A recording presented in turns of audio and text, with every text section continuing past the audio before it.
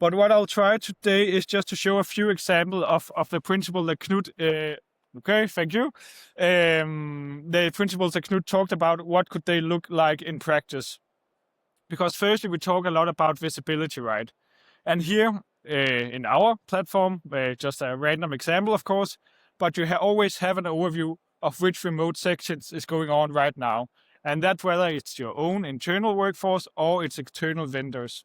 But that, of course, only solves parts of the problem, because one thing is what is happening right now, but you also want to have full transparency into what have happened in the past. And that's where, the audit logs is a simple but very strong tool to have full visibility into all the actions that have been taken. And here we also categorize it by, event type, severity, and category, because you can also say these systems are generating a lot of data. So we also want to help our user navigating in which events is it that they should pay special attention to. So this is a bit about, the visibility. If we then try to drive into the zero trust principles, that's something that's been built into our product from day one. Because it's of course important to have easy remote access, but it's also important to make it easy to kind of make the necessary segmentation. The way we have chosen to do this is basically have, a domain structure where on each endpoint, so each PLC can have users to, you can give the access to a specific user or user groups. So it's really at this granular level that you control it. And that also means, different people in the same team can have different accesses if they work on different topics. And especially when you start to also speak about remote vendors, this becomes even more important, because they should not have access to the whole factory, but only that one machine that they deliver to your factory. And that's something that we have embedded into the product. But then, even though, it can be complicated, it also have to be easy. So with our solution, it is really just if you have the right access, one click to start a remote connection. And this case is an SSH, we're in, everything works perfectly. So, I think it's also proves a bit about Knut's point that zero trust and quick connection doesn't have to be contradicting factors. Just last thing I want to show in the zero trust principle is also that we also added another layer to this, because it can be that you want to have certain people to have access, but only at given times.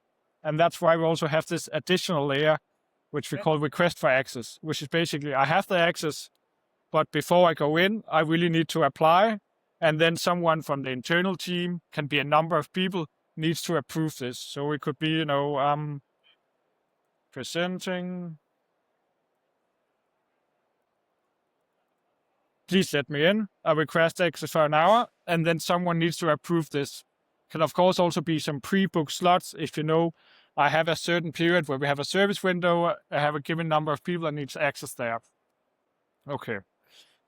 In addition to, because you can say once you start a session, you kind of leave our system, because you are then interacting with a device on the engineering station.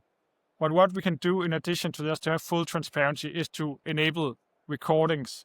So you can actually see what did this user do, down to every mouse movement. So should there have been something, you have the full forensics possibility to actually go back and perform the forensics. And then just last little mention about this is also we have a third type of connection, which we call the LinkManager connection, which is basically emulating that this laptop is on the OT network. And that means you can have your service engineer, interact directly with your OT PLCs or HMIs from the engineering software. We're again back to kind of proving this point that just because you apply the zero trust principles and have good segmentation doesn't mean they cannot be efficient to work.